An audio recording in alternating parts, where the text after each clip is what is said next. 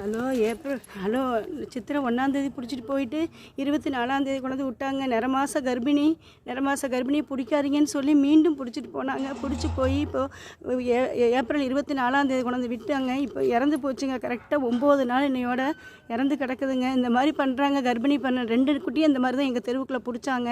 நான் ஈரோட்டிலேருந்து பேசுகிறேங்க, முத்தம்பாளையம் ஃபேஸ் 2. இந்த மாதிரி பிடிச்சிட்டு போயிட்டு இப்போ இந்த நாய் செத்து போச்சுங்க. மருந்து மாத்திரையும் கொடுக்கறதில்ல, சாப்பாடும் கிடையாதுங்க. இந்த மாதிரி பண்ணிட்டாங்க. இதுக்கு ஏதாவது ஒரு ஸ்டெப் எடுங்க, தயவு செஞ்சு எடுங்க. பாவம், நம்ம மாசமாக இருந்து இந்த மாதிரி பண்ண நம்ம விட்டுருமா? நம்ம உடம்பு என்ன நிலைமைக்கு ஆகும்? இந்த குட்டியை அநியாயமாக கொண்டுட்டாங்க. இதுக்கு ஒரு ஸ்டெப் எடுங்க ப்ளீஸ். அம்மா, வாயில்லா ஜீவனுக்கு கருத்தடை பண்ணுறேன்னு சொல்லிட்டு எத்தனை கொடுமைகள்லாம் நடக்குது.